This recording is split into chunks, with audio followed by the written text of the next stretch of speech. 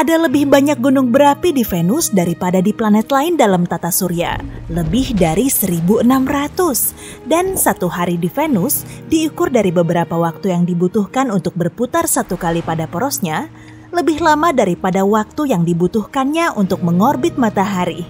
Wow, dan itu baru satu hari. Efek rumah kaca ekstrem menghangatkan permukaan planet ini hingga 465 derajat Celcius, cukup panas untuk melelehkan timah. Angin di sana mencapai kecepatan 724 km per jam di lapisan awan tengahnya, lebih cepat dari tornado tercepat di bumi. Tekanan pada permukaan Venus 90 kali lebih tinggi daripada di permukaan laut di bumi.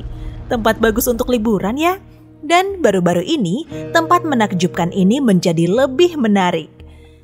Di atmosfer Venus yang beracun, ada sesuatu yang mungkin berarti adanya kehidupan. Sayangnya, para ilmuwan belum sempat mengumpulkan spesimen mikrob atau mengambil foto kehidupan di sana. Tapi, mereka telah menemukan zat kimia yang disebut fosfina, dan itu penemuan besar. Jika bukan bahan kimia asing sebelumnya yang menghasilkan gas ini, pasti ada sejenis kehidupan mikrob yang terlihat dalam proses itu. Fosfina terdiri dari 3 atom hidrogen atau 1 atom fosfor. Gas ini beracun bagi semua bentuk kehidupan normal yang butuh oksigen, termasuk kita manusia. Di bumi, fosfina dapat ditemukan di tempat-tempat tanpa atau sedikit oksigen, misalnya rawa dan paya. Gas itu dihasilkan campuran kompleks bakteri yang hidup di sana, juga bisa diproduksi secara industri. Yang paling aneh adalah fosfina tidak seharusnya ada di atmosfer Venus sama sekali. Gas ini butuh tekanan dan suhu yang tepat serta bertonton hidrogen agar terbentuk. Tidak terlalu mengejutkan menemukannya di Saturnus atau Jupiter, raksasa gas yang terkenal. Tapi di Venus benar-benar tak terduga. Tidak mungkin fosfina dapat diproduksi secara alami di planet ini. Jumlah kecil fosfina dapat dihasilkan selama letusan gunung berapi, badai petir, mineral yang meledak ke permukaan, atau meteorit yang masuk atmosfer Venus. Tapi itu tidak cukup untuk menjelaskan apa yang telah diamati para astronom. Itu hanya menghasilkan 1/10.000 fosfina yang dilihat teleskop. Tapi mari mulai dari awal. Pada tahun 2017, sekelompok ilmuwan yang dipimpin oleh Jane Greaves dari Universitas Cardiff mulai menggunakan teleskop radio James Clerk Maxwell di Hawaii. Panjang sekali namanya. Ide utamanya adalah mencari gas fosfina. Ini akan menjadi tanda kehidupan di Venus. Ketika datanya keluar dan para peneliti menganalisisnya, mereka terkejut. Sinyal fosfina sangat kuat. Tim memeriksa hasilnya beberapa kali. Mereka ingin memastikan tidak ada zat lain yang meniru keberadaan gas fosfina. Jadi sekarang, apakah itu berarti ada kehidupan di Venus? Belum tentu. Jika gas ini dibentuk oleh beberapa organisme misterius, pertanyaan besarnya, bagaimana mereka bertahan hidup di Venus? Di bumi, beberapa mikrob dapat berkembang di lingkungan dengan keasaman 5%, tapi tidak lebih. Namun, awan di Venus hampir seluruhnya terbentuk dari asam. Dan meskipun suhu di sana cukup nyaman, yaitu 30 derajat Celcius, awan ini mengandung lebih dari 90% asam sulfat. DNA, asam amino, protein, komponen kehidupan di bumi akan larut di sana dalam sekejap. Permukaan Venus terlalu panas untuk segala jenis molekul kompleks untuk membentuk kehidupan. Atmosfer Venus juga 50 kali lebih kering dari tempat terkering di bumi. Ada teori bahwa mikrob mungkin bersembunyi di tatasan air langka yang mengambang di atmosfer, tapi itu belum terbukti. Saat ini, tim peneliti menunggu pengamatan lebih lanjut. Mereka akan mencari gas lain yang berhubungan dengan kehidupan. Namun, meski mereka menemukan lebih banyak bukti, bentuk kehidupan di Venus akan terdiri dari bahan-bahan penyusun yang sama sekali berbeda dari yang ada di bumi. Atau mungkin dilindungi oleh cangkang tahan asam sulfat. Itu bisa dibuat dari zat seperti belerang, lilin, grafit, atau hal lain yang tidak dapat kita bayangkan. Tentu saja, beberapa ahli mempertanyakan gagasan tentang kehidupan di Venus. Mereka menduga gas itu mungkin dihasilkan selama beberapa proses geologi atau atmosfer yang terjadi di planet ini. Tapi, para pendukung kedua teori ini sepakat pada satu hal. Penemuan itu luar biasa. Menariknya, para astronom selalu berusaha menemukan tanda-tanda kehidupan di bulan es planet raksasa atau bahkan lebih dekat, di Mars. Tapi mereka tak pernah mempertimbangkan Venus dengan serius.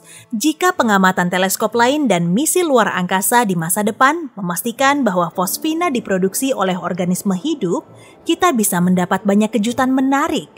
Maka manusia akan mengetahui sebuah planet dengan biosfer asing bagi kita. Dan planet ini akan berada tepat di sebelah bumi. Namun, omong-omong soal mengunjungi Venus, apa manusia bisa mendarat di planet ini? Bagaimanapun, robot sudah berkeliaran di sekitar permukaan planet merah. Venus memang lebih dekat ke bumi daripada Mars, tapi kondisinya jauh lebih keras. Planet ini lebih panas dari Merkurius, meski jarak Venus hampir 2 kali lipat dari matahari. Suhunya lebih tinggi dari titik leleh banyak logam, dan beberapa di antaranya, seperti timah dan bismut, bisa jatuh seperti salju di puncak gunung tertinggi. Jika mengunjungi planet ini, kamu hanya akan menemukan batu yang tandus. Dataran basal raksasa dipenuhi dengan gunung berapi dan pegunungan.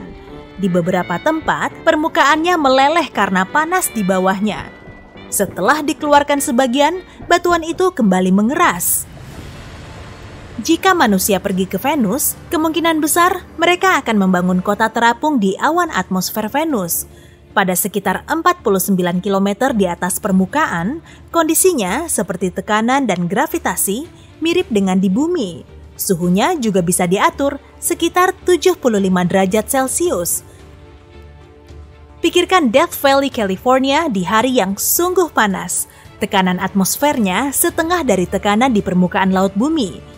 Jika pergi keluar, kamu tidak perlu memakai baju bertekanan. Tekanan yang kamu rasakan akan sama seperti di puncak Gunung Kilimanjaro.